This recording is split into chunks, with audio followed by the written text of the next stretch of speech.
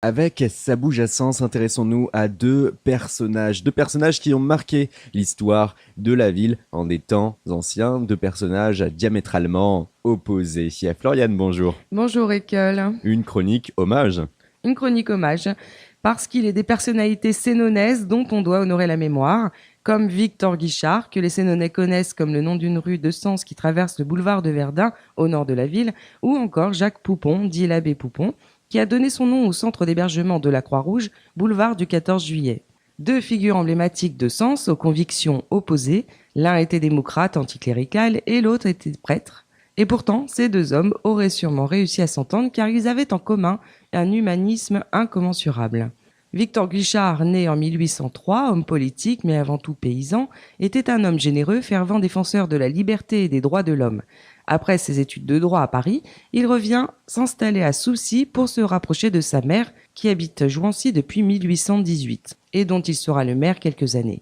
Il fut nommé maire de Sens après la chute de Louis-Philippe, en février 1848, mais un an après, il quitte soudainement la scène politique. Victor Guichard est inscrit sur la longue liste des bienfaiteurs de Sens et pour cause, il a préféré vendre son grain à des prix bas pour lutter contre la disette, ou encore il fit voter la création d'un bureau d'admission des enfants trouvés en 1850 et il apporta sa protection et son soutien par des dons à la bibliothèque populaire de Sens fondée en 1872.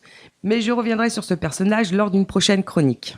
Et puis, il y eut Jacques Poupon. Dit l'abbé Poupon, il est né en 1920 à Montreuil-sous-Bois, une ville que je connais très bien d'ailleurs, très culturelle et portée sur l'être humain et l'entraide. Il fonda le patronage Cœur Vaillant, un nom qui prend tout son sens lorsqu'on connaît son parcours. Orphelin de père, mort pendant la guerre 14-18, il manifeste tôt son intérêt pour la prêtrise. En 1944, il est réquisitionné pour le service du travail obligatoire, recrutement de main-d'œuvre exigé par Hitler sous le Troisième Reich, afin de répondre aux besoins d'une économie de guerre mise en place à l'époque en Allemagne. À sa libération, il est ordonné prêtre catholique le 29 juin 1946 à Sens, où il a suivi ses études de séminariste sous le regard bienveillant de son mentor, l'archevêque Monseigneur Lamy. Mais ce séjour forcé en Allemagne n'a pas affaibli l'homme, au contraire, c'est avec une grande énergie qu'il met en place de nombreux projets dédiés aux jeunes et aux plus démunis. Par exemple, en 1947, l'abbé Poupon inaugure une nouvelle salle de cinéma, le Brennus, encore bien présent dans les souvenirs des Sénonais les plus anciens. Le cinéma s'est installé dans une ancienne salle des fêtes du Cercle catholique au 170 rue des Déportés. Le Brennus ferme en 68 puis est rasé en 78. En 57, il crée la Savoyarde, en Savoie, une colonie de vacances grâce à laquelle il emmena chaque année 200 à 300 jeunes du Sénonais à la montagne jusque dans les années 70. En 68, il crée le foyer d'hébergement pour travailleurs, la Roseraie. Ce centre d'accueil recevait gratuitement toute personne en détresse. Et autant le dire, ce que rapporte la presse de l'époque, c'est que la bourgeoisie sénonaise ne portait pas dans son cœur cet homme trop près des pauvres. D'ailleurs, il le leur rendait bien. Pour l'anecdote, rapportée par Lyon Républicaine en 92 dans un article intitulé Jacques Poupon le curé généreux, un jour de fête religieuse, il fit asseoir au premier rang des notables endimanchés un vagabond qui déambulait dans la cathédrale. Sans compter qu'il était un homme aussi engagé que généreux, en dehors de son sacerdoce et de ses actions humanitaires, l'abbé Poupon fut conseiller municipal à Sens de 69 à 71. Mais a priori, les pressions des bourgeois l'obligèrent à quitter la ville de Sens en 73.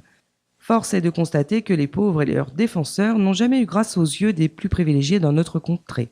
Comme quoi, le don de soi n'est pas une question de confession religieuse, ni de parti politique, mais de personnes.